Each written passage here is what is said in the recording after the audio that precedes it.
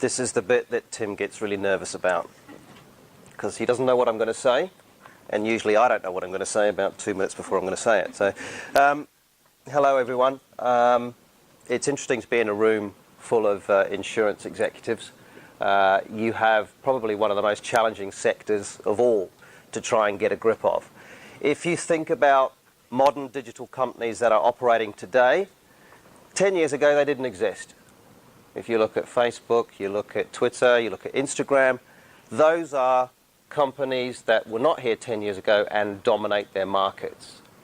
Your competing or your challenges in your market are coming from places that you don't even know exist.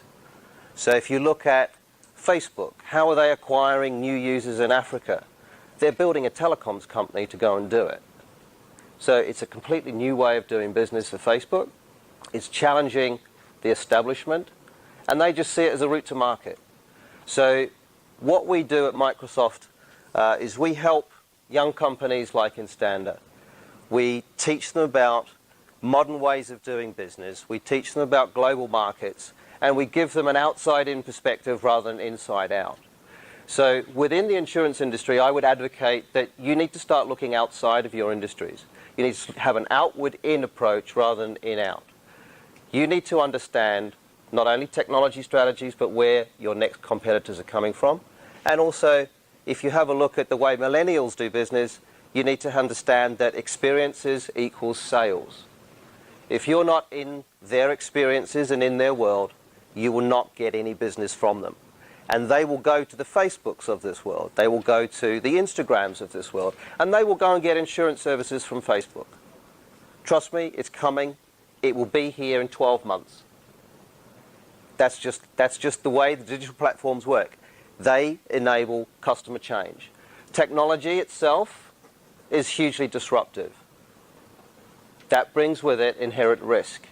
Businesses such as LV and what Rod done is fantastic, because they've embraced that change. And picking up from what Rod said, you have to embrace the change from a people perspective first. Technology is the easy bit. If you cannot drive change into your people, you will never ever adopt the technology change that's required to attract new business. Again, that is hugely risky. That's hugely challenging. But it comes from the top down. If your chief executive does not believe in the strategy of acquiring new business, millennials, and how to attract that utilizing technology, trust me, look for another job. Your business is not going to survive a 5-year period. It's just very, very simple. You can be an establishment player. Trust me, your competitors will come from a perspective that you did not even see coming. And Facebook doing all of these new activities is a classic example of that. Who saw last month that Amazon are going to go into the supermarket space? Their partner is Morrison's. So what's Morrison's doing?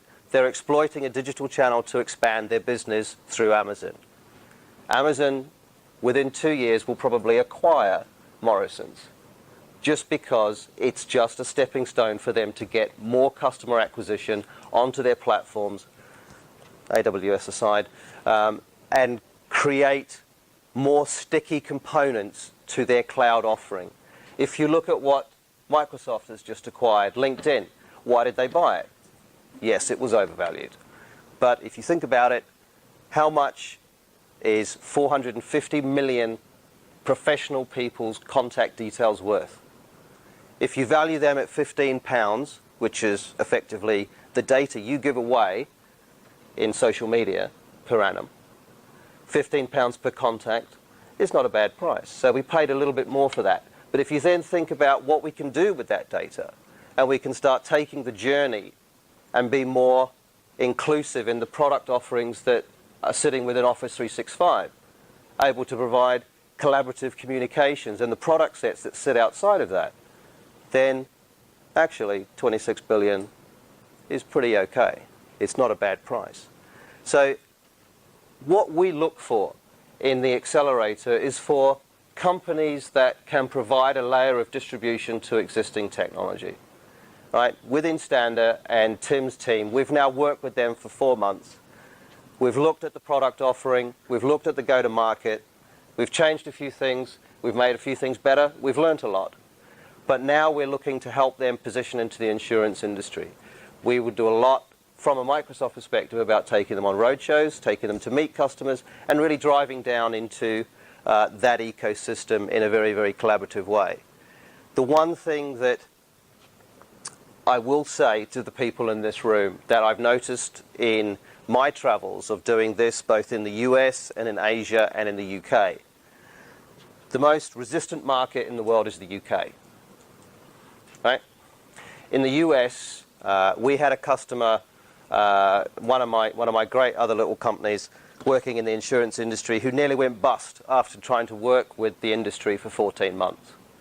He went to the US for 24 hours to do a talk in Vegas, picked up 4 clients and 1 POC in the space of 24 hours. Why is that? Because the insurance industry and the leaders within that were enlightened to deal with startups and deal with the disruptive way that they shape new markets. They built processes within their organization to onboard startups and onboard their disruptive methodologies. So I would advocate to everybody in this room, if you want to start looking at how innovation and how startups can start to drive change in your business, come up with a 10 or a 5-step process to onboard those startups into your organization. There is no way that a startup will survive enterprise process. You will kill the very thing that you're striving to embed. So if you can come up with a simple 5 or 10-step process that you can hand out to the startup to say, these are the 10 ways that you can onboard into this company, that is absolutely the first key change that you should make. There on in, I think having an outward-in approach into your processes to keep it simple is an absolute must. Enterprises in this country suffer from the same thing. They over-elaborate and they make processes extremely difficult.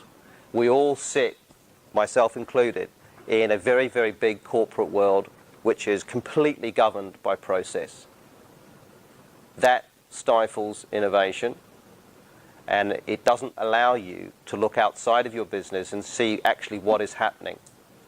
So from my perspective, I try to take an outward-in approach, and in doing so, I learn a lot about working with guys like INSTANDA, and I would advocate that everybody should try at least once and take some learnings from it. Thank you very much.